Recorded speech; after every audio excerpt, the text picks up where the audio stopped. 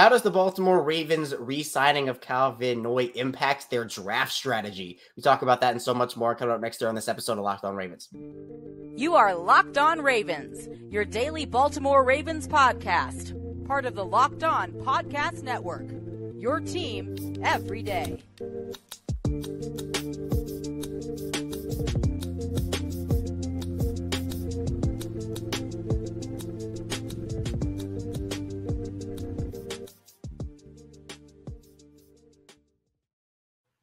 Welcome into another edition of Locked On Ravens, your daily Baltimore Ravens podcast. I'm your host, Kevin Ostreicher of Ravens Wire, here with you on the Locked On Podcast Network, your team every day. Thank you so much for being here and making Locked On Ravens your first listen each and every day. Free and available on all podcasting platforms. That includes in video form on YouTube. You can hit that like button, subscribe to the channel as well. We're 5 days a week, also in audio form. Same show, both audio and video, so you're not missing out on any content, news, analysis, updates, Ravens related, and so much more. We do live shows. We did a live show yesterday after the Ravens re-signed Kyle Van Noy, so that was exciting. We're going to be talking about that more here today with our Purple Friday guest. That is Rocco DiSangro of Fox 45, the Ryan Ripken Show. Rocco, we were kind of wondering what we were going to talk about on this show today before Van Noy. There was and we'll talk about the stuff still today, but Van Noy takes precedent. We're like, Stephon Diggs or Matt Judon or what's going on with the Chargers poaching all the Ravens players. Well, we got a pretty big piece of news yesterday, and means a little bit for Baltimore in a bunch of different ways.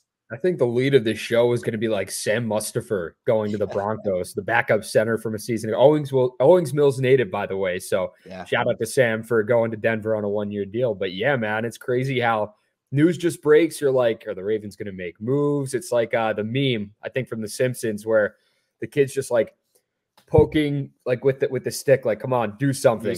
Yeah. I think it's a Simpsons meme. And it's like, that's what Ravens flock is just waiting for the Ravens to do. It's like, when are we going to make that move? Who are we going to bring in?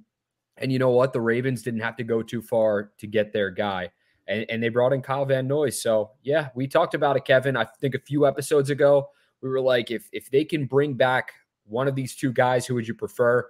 And I think we both kind of said, obviously, Clowney had the season he had, but for the best bang for your buck from a productivity standpoint, Kyle Van Noy is the guy that I wanted to see back in Baltimore, and here he is on a 2-year deal. Yeah, huge. And to that point, I'll just outline some general stuff first. It was a 2-year deal. Rocco mentioned it there for Kyle Van Noy. Now, the deal is worth $9 million. There is also $1 million in incentives per season there. But you mentioned the bang for your buck. Well, look, Kyle Van Noy at $4.5 million, Rocco, is one heck of a bargain. And I'm not saying that Clowney didn't go and earn his deal. He absolutely did. Had a great year last year. But the Ravens were never going to be in at that price point. So getting Van Noy at $4.5 million per season compared to Clowney at 10 or even 12, if it gets to that point, his contract goes up to 24 over 2, I just think is what was the realistic option for Baltimore. And I know that there was a lot of conversation about, well, who would you rather have within the fan base between Clowney and Van Noy? I think it was pretty evenly split down the middle between who liked Clowney more, who liked Van Noy more. But it's Van Noy's energy, his enthusiasm, his productivity on the field, his leadership off of it. Just felt like a no-brainer, especially once Clowney ended up leaving. He just seems like a Raven. He just seems like he was built to play in Baltimore and for this fan base, for this city. It's what he embodies, and not that Clowney didn't, but Kyle Van Noy is just like you talked about his leadership. You talk about, it's 2 Super Bowl rings. They're hard to come by. So for him to have that experience as the Ravens look to make a playoff push and be playing in the Super Bowl and winning a Super Bowl next season, bringing back a guy like that is beneficial to a postseason run. Kyle Van Noy, I think the story is great from last season. This time last year, he was teamless. He goes in week 3. Week 1, week 2, week 3, he's sitting on his couch. He was saying he was like yelling at the TV. He was just like, what is going on? And then week 4, the Ravens call him up. And what does he do? Oh, he sets a career high with 9 sacks and 14 games played. So that's what you got with Kyle Van Noy last season. The leadership standpoint, it seems like players, they gravitate to him in the locker room, off the field. It's a guy that you just want to be around. And you could tell that this team, this fan base truly does love Kyle Van Noy, and they're happy to see him back in Charm City. 100%. And I think it's It is very funny to look back, Rocco, because we were kind of talking about the corner position in the same way, where it felt like one of Ronald Darby and Arthur Millette was going to come back. I think a lot of people probably anticipated it was going to be Darby over Millette, but regardless, Darby goes and everybody's freaking out because it's like, oh, well, what's the situation with the corner room? They bring back Millette. Now, everybody thought that it was going to be one of Clowney or Van Noy. Realistically, Clowney goes, everybody's freaking out. Then Van Noy comes back in the fold. So it's kind of similar how it worked out. And we knew the Ravens weren't going to be able to retain everybody. We're going to see if there's any more additions before the draft. But speaking of the draft, Rocco, before Van Noy, we were looking at a room for Baltimore that was very young and had a lot of inexperience, Odafe Oweh being the most experienced out of all of them. But then you have David Ojabo, Tavius Robinson, Malik Ham. And people are kind of wondering, well, this edge thing is really becoming an issue and a need for them. Are they going to have to spend a high draft pick? Are they going to be forced to spend a high draft pick on an edge guy? With Van Noy in there, I think that almost there are 4 first-round edge guys. If one of those guys doesn't fall to you and there's not a need, I'm not sure the Ravens spend a first or even a second or a third, maybe a day 2 pick on one of those guys. It's certainly possible, but I think this just lessens the need exponentially for Baltimore to feel like they have to force something at edge in the draft. Now they can kind of play it their way. Yeah, I would agree with that, Kevin. And you talked about the inexperience and kind of the lack of productivity in the pass rusher room without Van Noy and without Clowney. And it's nice that they got Van Noy back. This will be Van Noy's 11th season in the league. If you add up the experience total for Odafe Oweh, for David Ojabo, for Malik Ham, and for Tavius Robinson, that's 11 years combined. So wow. It's kind of, to match that and to have a guy in there that's been there, done that. He just turned 33. He'll be 35 when this is, and people may look at that and say, oh, he's getting up there in age. He's old. But what he did last year, hopefully he can maybe not necessarily match that, but at least put up that the amount of productivity that he did and just like keep those wheels turning like he did. And you see the work ethic and you see the grind and you see him get a few sacks. Like I said, maybe he's not going to put up 9. That wasn't something that he did or he made a pattern of earlier in his years as a pass rusher. But I don't know, maybe he can go get 7. Maybe he can get 9. Maybe he can get more. We'll see. But I think the experience factor is huge. And not only do they have him for this year, they check a box with that. That's another position you don't have to necessarily worry about. You look at the draft and everything along the lines of what this defense needs. Now Eric DeCosta, the front office, can maybe go, okay, maybe like you said, we don't need to go edge or, pass rusher in any of the early rounds. We can focus on our needs, and their top needs right now are offensive line, cornerback, and I think many fans would like to see the Ravens go receiver in that early round as well. Yeah, still needs for them. And edge, look, it still is a need. I think they're not done in that room. But again, it just lessens it exponentially in the draft. But you mentioned that, not just this year. This is a next year thing, that 2-year deal. Were you a little shocked to see Van Noy get that second year? Or was that something you were expecting? Being that he's 33, it kind of did surprise me, but it's nice because the Ravens it's like, okay, we're going to bring in a guy for a year and then he's going to be a free agent and maybe we'll bring him back. We're going to bring in a guy for a year. He might be a free agent and then maybe he'll come back. I think the Ravens were like, you know what, this is a guy that, it could really benefit us having him on a 2-year deal, bringing him back.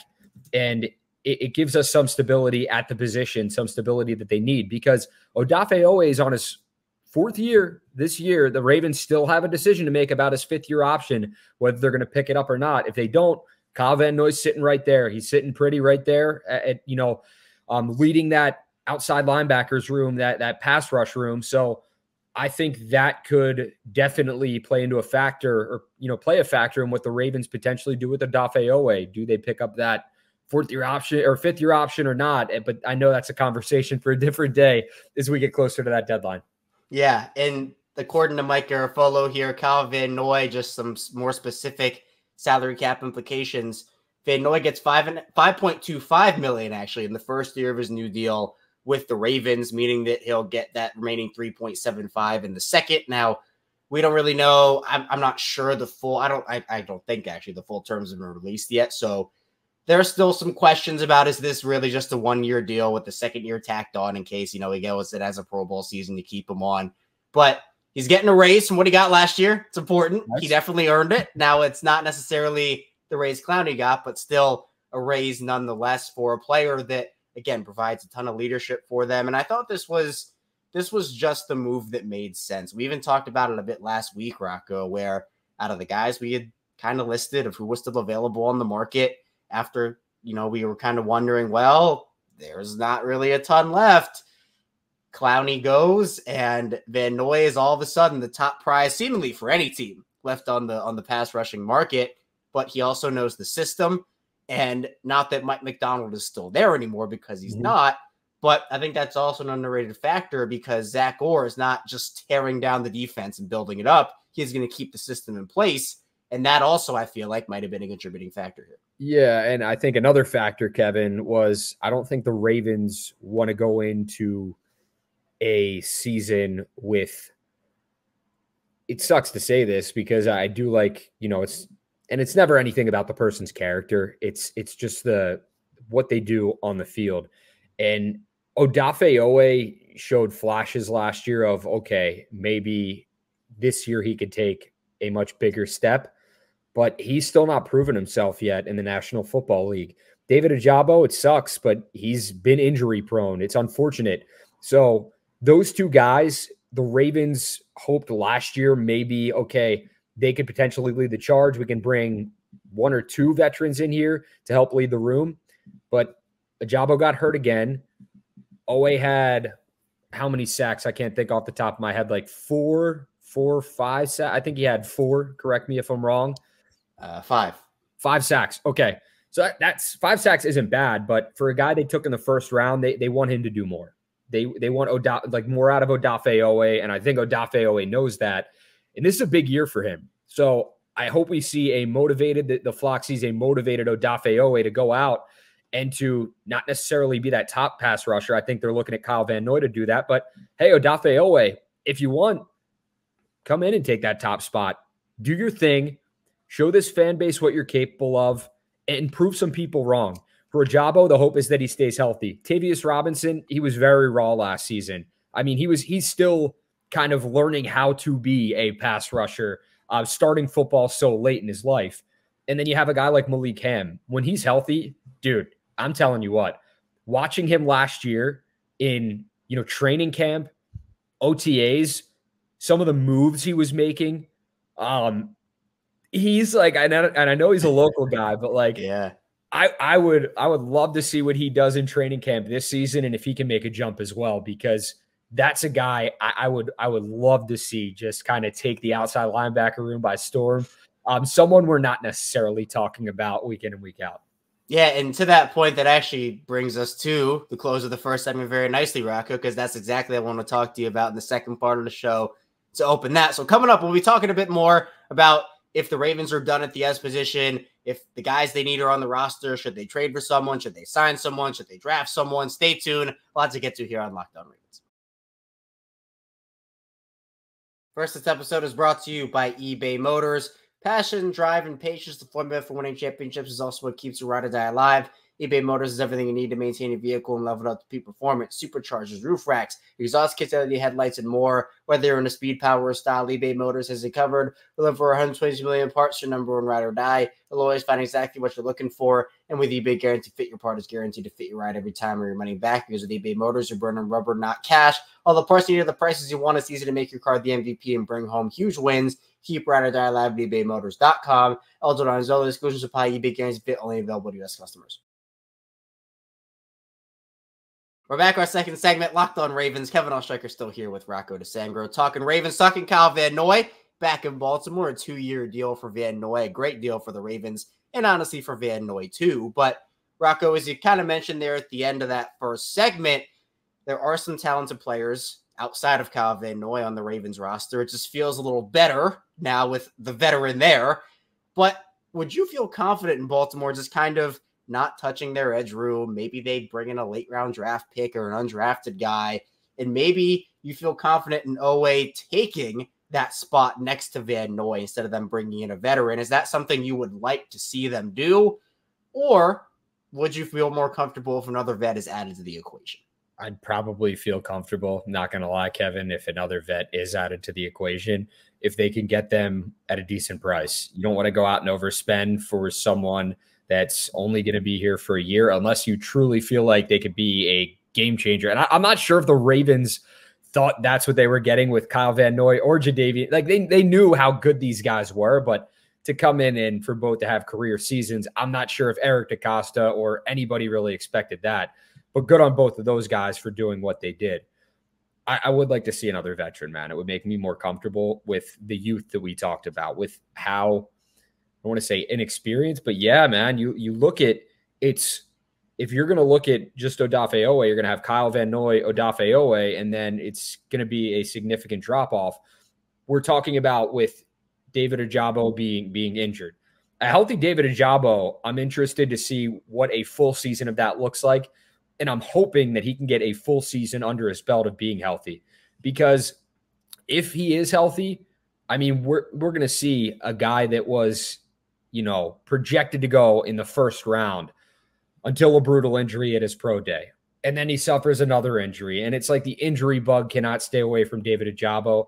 And it sucks because you root for him. You want to see him out there on the field. You want to see what he's capable of, but you just haven't been able to see it. 2 years into the league. So the hope is he can stay healthy too. But I think for the Ravens, having a safety net of another veteran would be very beneficial to that room right now. And I think a lot of people would agree with you. I certainly do agree with you as well, Rocco, there, just because, look, we can put eggs into the potential basket, but you can't put all the eggs into the potential basket. I think there is a difference with that. We've seen it off of Owe with the flashes. He had a pretty solid season last year. You mentioned the 5 sacks and everything. But I think what made this Ravens defense work, and something that's made this defense work for a while now, even dating back years, is they love their rotations. And to me, you were able to have Van Noy and Clowney on some sort of a rotation where they still play significant snaps, but then you had Owe to kind of filter in there. You had a couple other guys like Tavius Robinson who played a bigger role last year. Now, in terms of what they could do, there is the free agent pool, and we've kind of mentioned it here and there about who's still available. And while Van Noy is now off the list, there are still others that could potentially come in. I know some of the top guys on that list now with Van Noy off include Emmanuel Ogbah, Carl Lawson, etc. Is there anybody that maybe you have your eye on that would be a needle mover, or you may be waiting for someone else to be released? Or is free agency just not the way to go for you here because there's no one that moves a needle? I mean, you have those guys that you mentioned. You have a Yannick Ngakoue. You have a Bud Dupree who had 6.5 sacks last year. And it would kind of be hilarious if he came to Baltimore because, Patrick Queen, I know it's not the same magnitude, but Patrick Queen goes to the Steelers, bring Bud Dupree in, who played, 5-6 years with the Steelers, did his thing there. It would just be funny. That's just what the AFC North is turning into. Just players on different teams going to rival teams, and it's been an all-out just whatever, just chaos, basically, Kevin. So, yeah, I think we're going to see the Ravens potentially pursue one of those guys. You're just, like, waiting and hoping for that report, like player X is going on a visit with the Baltimore Ravens, or player Y is going on a visit with the Baltimore Ravens. And, it didn't. That happened with, Josh Reynolds. That happened with Michael Gallup at the receiver position. And neither of those guys signed here. But it doesn't mean that the Ravens won't do that with a pass rusher, with a talented defense. I think there are a lot of players out there that would love nothing more than to play on a defense as talented as the Ravens, Roquan Smith, Justin Madubuike, and Kyle Hamilton as those focal points. So I think that's where veterans are like, okay, like these guys are eating, like I can eat too, because they're going to be drawing a lot of focus. So I might be able to get mine here and there. So I think Baltimore is a great destination for a defensive player. And yeah, I think we're going to see the Ravens go after one of those veterans, bringing another person for the pass rush. Yeah. And look, for a guy like Bud Dupree, I wouldn't hate that at all. And we were kind of having some of the same conversations, and we've mentioned this before, Rocco, about Clowney and Van Noy last offseason. It was, well, how much do they have left in the tank? Are their careers over? Can they really come in and contribute? And both guys have career years. So we're kind of having the same conversation about, well, there's no one left on the market and all these guys are washed up. Well, maybe the Ravens can, with Chuck Smith over there, sprinkle a little magic in. He can do some things and make another career year for a guy like Dupree potentially. But I know the one that everybody's talking about, Rocco, it's a potential trade for a familiar face that's in New England right now. It's Matthew Judon, who is going to be, I believe, 32 when the season starts. He's 31 right now, if I'm not mistaken.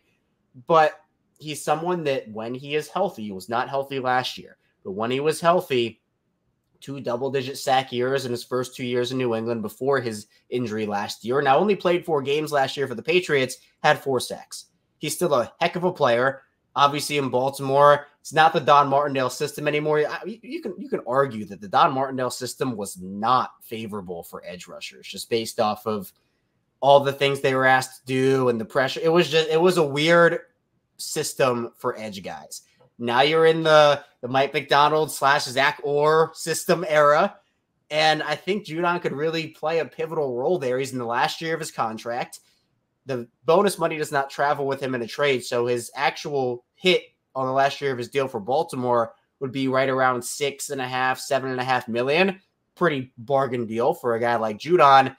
And I mean, look, we can face it, Rocco. The Patriots really aren't going to go anywhere this year. I mean, they're in a bit of a rebuild right now. I think it makes sense if the Patriots were to accept a mid to late round pick just to, get their draft chest, their draft war chest a little more full. You step back and, there was all this April Fool's stuff with Judon and him leaving the Patriots and wearing the Charm City hoodie and whatever on Nelson Aguilar's story. But you take the step back and you're like, well, hold on, this actually does make a little bit of sense.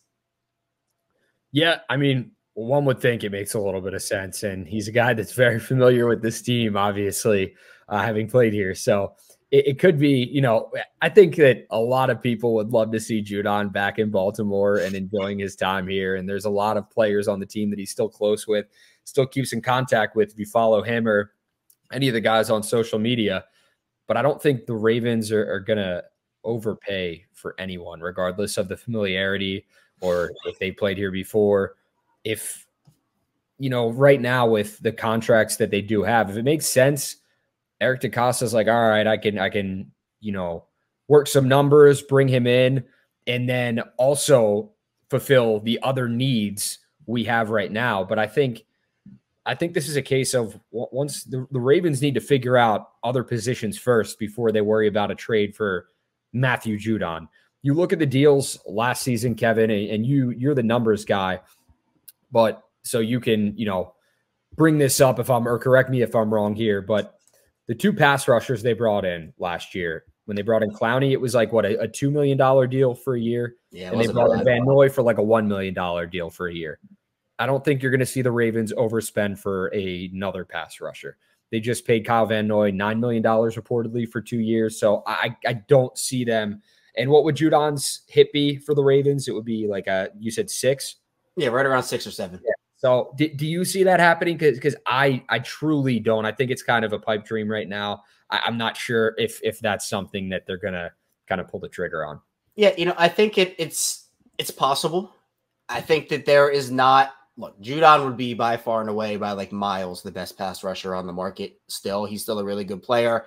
And the cap hit to me is not necessarily something that, I'm scared of. But to your point, Rocco,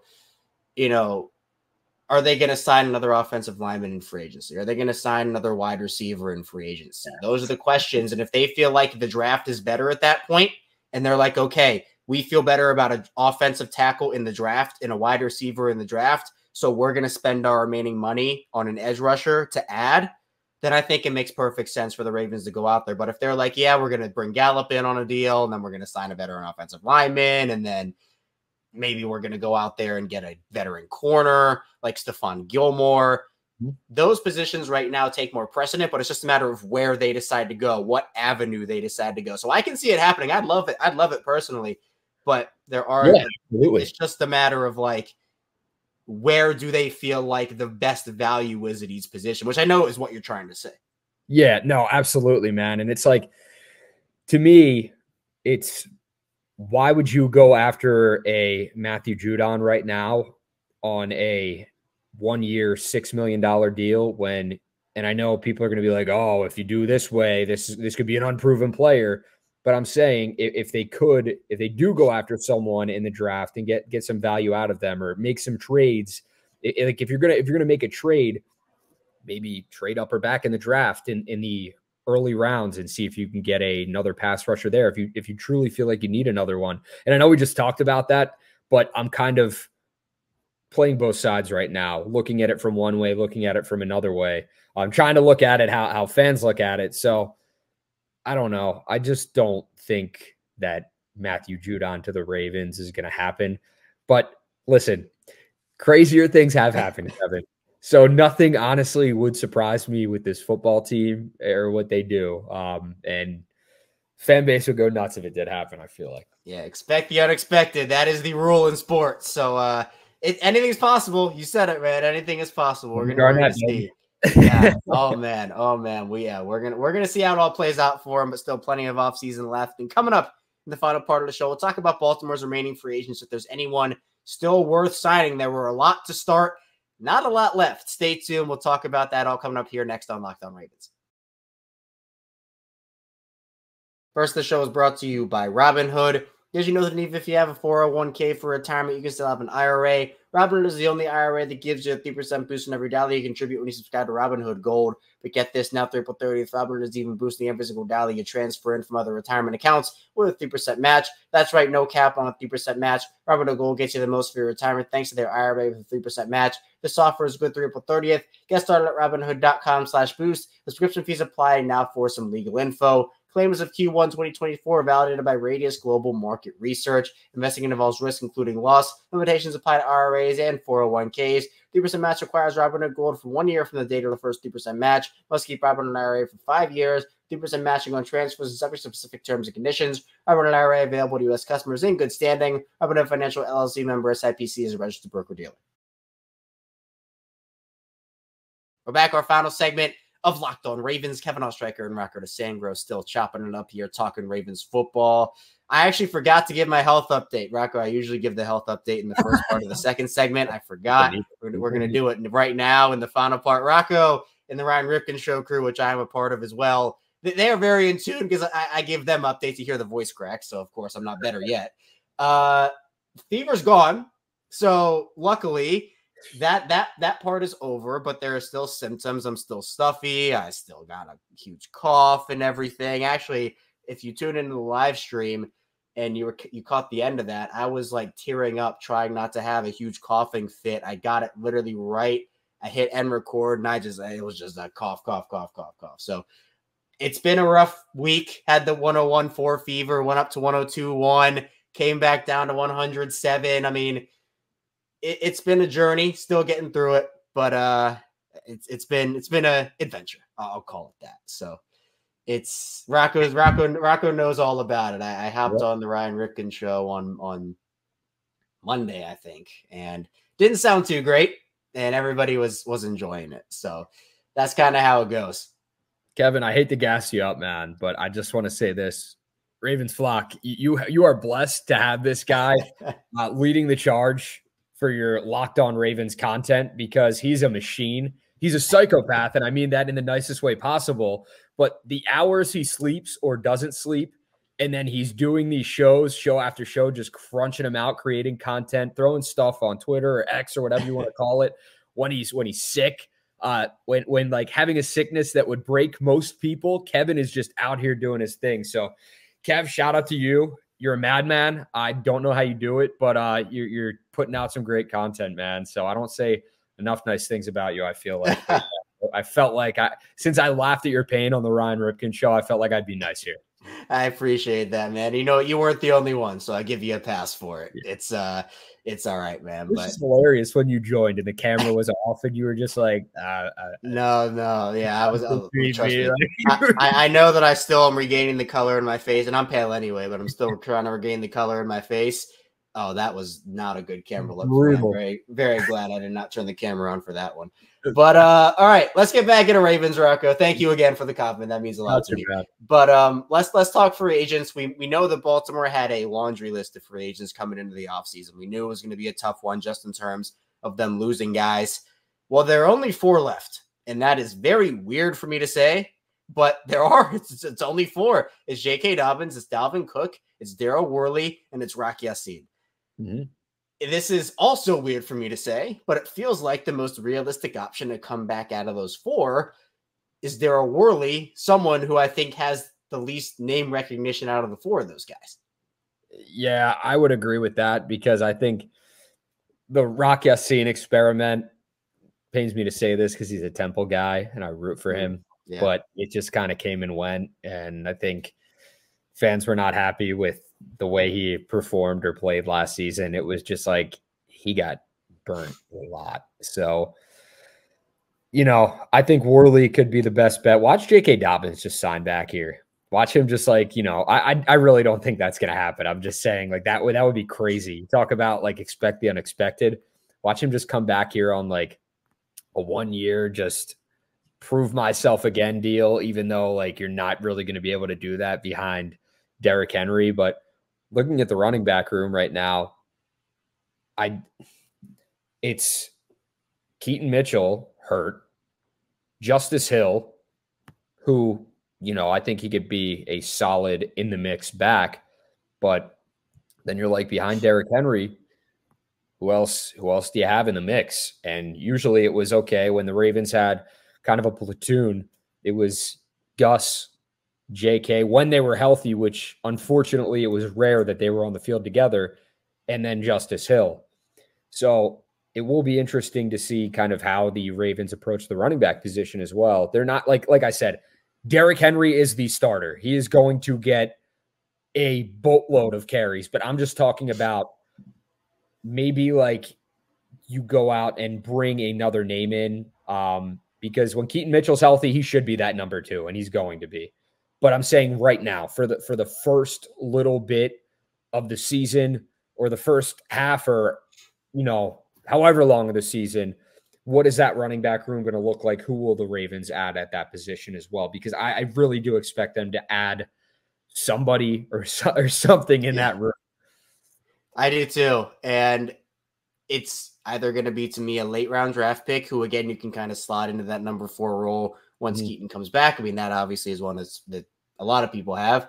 But yeah, it just doesn't make sense for JK to be in that role because he's looking for a 1-year opportunity to prove that he's healthy and carries. And with Derrick Henry, I mean, Derrick Henry's your bell cow. That's your 18 carry, 20 carry, 25 carry per game guy. 30. Give him 30. Yeah. I mean, with him, you should. He's that good, right? They haven't had a running back like that in a really long time.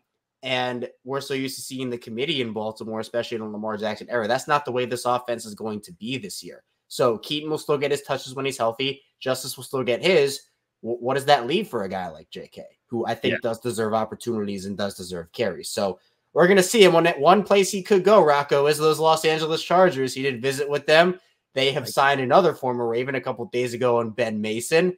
Would be very weird to see JK over there, especially considering the blowout. I don't want to say blowout, but it was not a friendly conversation he had with the media about Greg Roman after that 2021 Cincinnati or 2022 Cincinnati loss in the playoffs. So it's, they have Gus Edwards over there now, Bradley Bozeman and Hayden Hurst. Obviously, the reason for that is because Jim Harbaugh, the Harbaugh connection. You got Joe Ortiz, LA Ravens. But then the big kahuna, Mr. Greg Roman, is out over there too. JK could go there and add to their Ravens riches.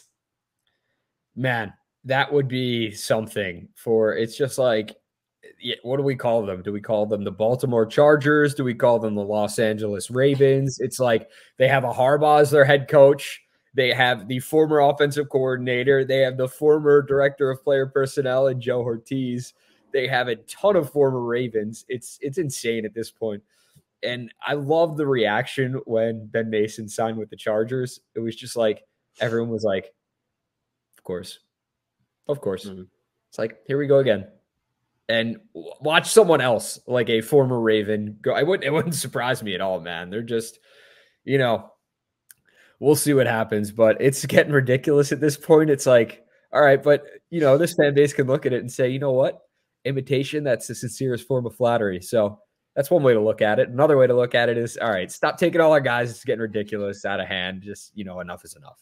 Yeah, this also is not the first or the second time this has happened recently. When Joe Douglas went to the Jets started signing all of Baltimore's former players. They were the New York Ravens. Then Don Martindale went to the Giants. He started signing all the Ravens players. They became the New York Ravens, and now we got the LA Ravens. So it is not everybody wants to be them. It's they set a standard. I mean, and they have in multiple different ways, organizationally, on and off the field.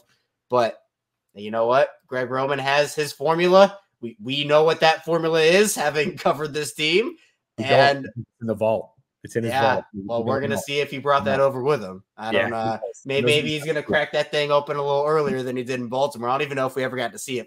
If his version of cracking open. I mean, we saw it. We saw it on 4th and 1 with Mark Andrews taking a freaking direct snap under center. That was Greg Roman going into the vault, man. All I'll say is if his definition of opening up the vault is given a double reverse to James Prochet to throw in a triple coverage in the end zone against Denver in what was a 10-9 win. My goodness. I don't know what to tell you. I'm expecting a lot of Ravens fans to keep a close eye on those Chargers this year, more so just to see how Greg Roman's doing and not much other reason. That play will just go down in Ravens history for all the wrong reasons. I use it all the time. Use it all the time. It is a classic, not fun in the moment for a lot of people, but I think it is more funny to look back on it now. Yeah. So cool. We're going to see what happens with Greg Roman over there. Look, for his sake, hopefully it works, but they have no receivers over there. Greg Roman comes in, their receiver room, get out of here. You're gone. We don't need you anymore. Although, to be fair, they had a salary cap issue in the first place. So not all. Romans. What better position to cut with Greg Roman as the OC? You know what? You go, you get out, we're done. I'm sure in those meetings he knew the cap problem. He saw those cap hits at wide receiver. He said, I know what we're doing. I know. You hit the Dr. Evil. You already know who this is. Ryan right here. You got to hit that for Ryan. Yep. I know a position we can get rid of. It's and now their number one receiver is Josh Palmer. Quentin Johnson is their number 2. And then I don't even know who else is there. So they're probably going to draft a Neighbors or Marvin Harrison Jr. Would be comedy if they drafted an offensive lineman over those guys, just because, again, that is the Greg Roman special. But we're going to see what goes on over there. Rocco, I appreciate you. Thanks so much for hopping on. Tell people where they can find you and what you're working on. It's crazy how close we're getting to this draft, man. I know, man. It is crazy. Right now, just working with the Ryan Ripken Show, doing segments on Fox 45 daily. And then we do our podcast, Ryan and I, Rip and Rock, talking Orioles. So if you want to tune into that, we like to try to drop 2 episodes a week, Mondays and Thursdays. You can subscribe and get the episodes right to your phone. We really enjoy doing that, especially with how good the Birds are expected to be this season. And then, the draft coming up. Kevin, before I forget, don't forget to feed your fish. I feel my fish are fed. Fish are fed. It's just a reminder. I'm just thank you. Yes, before I go to bed, they're feeding time. They have a nice little dinner at 3 a.m. through 4 a.m. before I go to bed. That they're well fed, and we got Edgar and Alan in there. Poe unfortunately died a couple months ago. Oh, Edgar and Alan are still living, so that's good that you got to at least. Yes. They've been swimming around in there happily though. So man. That's all I have for you here today on Locked On Ravens. Rocco, appreciate you as always, man. Be sure to check them out. Links in the description below, as always. We'll be back here on Monday unless there's some big breaking Ravens news, which, of course, we'll go live for. But stay tuned. We'll be right back here soon on Locked On Ravens.